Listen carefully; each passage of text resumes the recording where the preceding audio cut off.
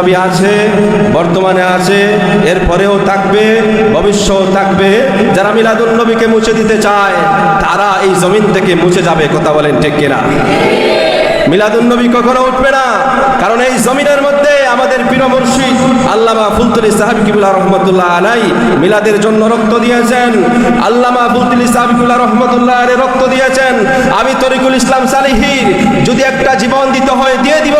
যদি আল্লাহ যদি বলেন ইসলামের পরীক্ষার জন্য তোমাকে 50টা জীবন দিলাম, আমি একটা জীবন আল্লাহর রাস্তায় বিলিয়ে দিতে প্রস্তুত আছি। এক পাও পিছনে নড়ব না ইনশাআল্লাহ,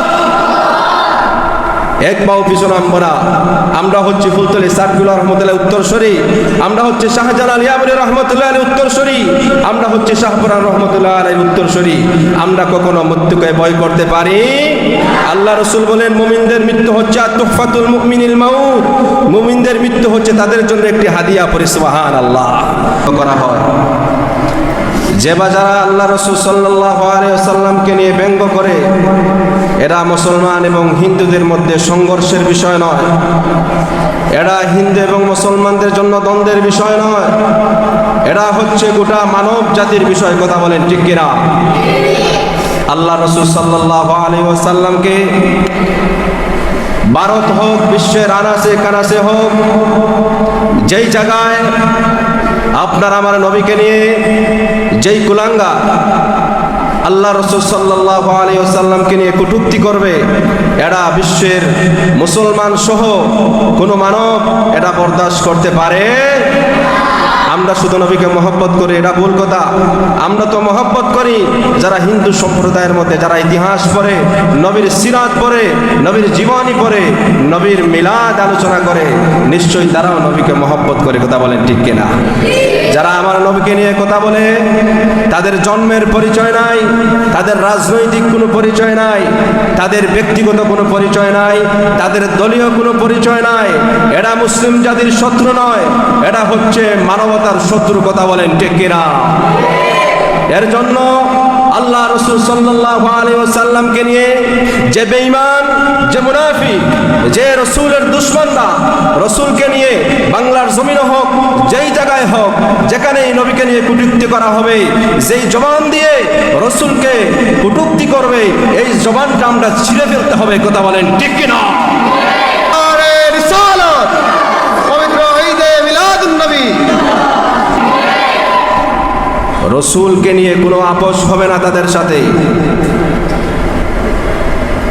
আমার নবীকে নিয়ে গালি দিলে অন্তরে লাগে, কলিজায় লাগে, রক্তের শিরায় শিরায় আগুন ধরে। কথা বলেন মুসলমানরা ঠিক কিনা?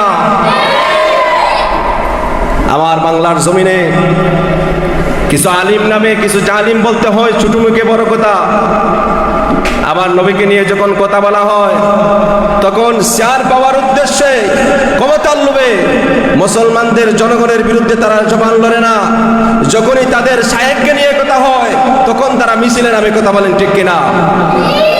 তুমি যদি অন্যায়ের বিরুদ্ধে মাঠে নামতে পারো, আমি হকের পথে থাকতে কথা বলতে ভয় কিসের? থেকে জিহাদের ময়দানে নামতে পারো, ময়দানে নামতে পারো, আমি হকের পথে থাকে ময়দানে নয় রক্ত দিতেও প্রস্তুত আছি। কথা বলেন ঠিক কিনা? এর জন্য এটা সমস্ত মুসলমানদের জানা, রসুলকে নিয়ে কথা বললে মুসলমান বরদাস্ত করতে পারে না। আমরা কি রসুলের জন্য জীবন দিতে প্রস্তুত আছি? আল্লাহকে সাক্ষী করে হাত তুলে আল্লাহকে দেখাও, নারে তাকবীর।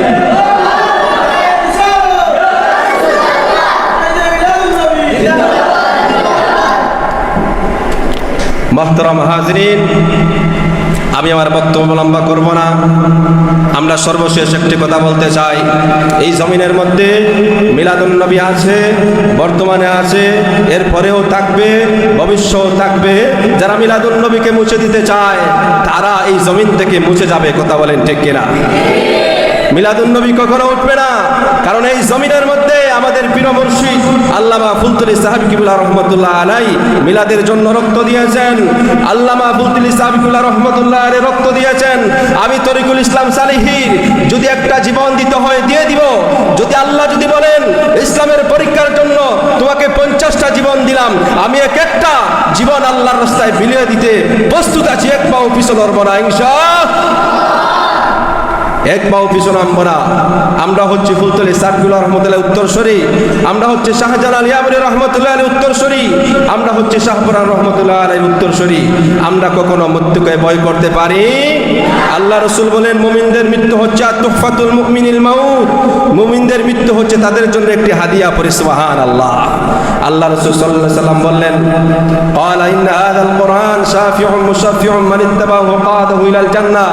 কোরআন শরীফকে অন্তরে লালন করো, এই কোরআন তোমাকে জান্নাতে নিয়ে যাবে। পড়ি সুবহানাল্লাহ।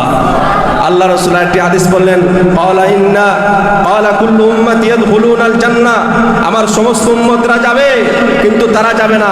সাহাবীরা প্রশ্ন করলেন কারা যাবে না? ক্বালা কুল্লু উম্মতি ইয়াদখুলুনাল জান্নাতা ইল্লা মান আবা। কিলা, আল্লাহ রাসূল সাল্লাল্লাহু আলাইহি সাল্লাম বলেন উম্মত পরিচয় দেয়, নবীর অনুসরণ করে না, নবীকে স্বীকার করে না, তারা আহলে কিতাব আহলে হাদিস দাবি করে কিন্তু নবীর অনুসরণ করতে অনেক ঘাটতি আছে। কথা বলেন ঠিক কিনা? তাহলে এই ফিতনাবাজদের কাছ থেকে আমাদেরকে বাঁচতে হবে, এসবের কাছ থেকে আমাদেরকে সরে থাকতে হবে। আল্লামা ফুলতুলি সাহেব রহমতুল্লাহ আলাইহি বলতেন নতুন নতুন আলিমরা আসবে, নতুন নতুন ফতোয়া আসবে, এসবের মাঝে মাথা ঢুকানো যাবে, জীবন ধ্বংস হয়ে যাবে, আখিরাত ধ্বংস হয়ে যাবে। আখিরাত ও আল্লাহর কাছে মুখ দেখানো যাবে না, রাসূলের শাফায়াত আমাদের নসিব হবে না। এর জন্য সব থেকে বাঁচতে হবে, আহলে সুন্নাত ওয়াল জামাতের পথে পা রেখে হাঁটতে হবে। রাজি আছেন? আল্লাহ রাসূল বলেন তারাকতু ফীকুম আমরাইন লান তাদিল্লু মা তামাসসাকুম বিহিমা কিতাবাল্লাহি ওয়া সুন্নতি রাসূলি। আমি দুইটা জিনিস রেখে যাচ্ছি, এক হচ্ছে আল্লাহর কোরআন, দুই হচ্ছে নবীর সুন্নাত। যারা এই দুইটা জিনিস আঁকড়ে ধরবে তারা কখনো পথভ্রষ্ট হবে না। ওয়া আখিরি দাওয়ানা।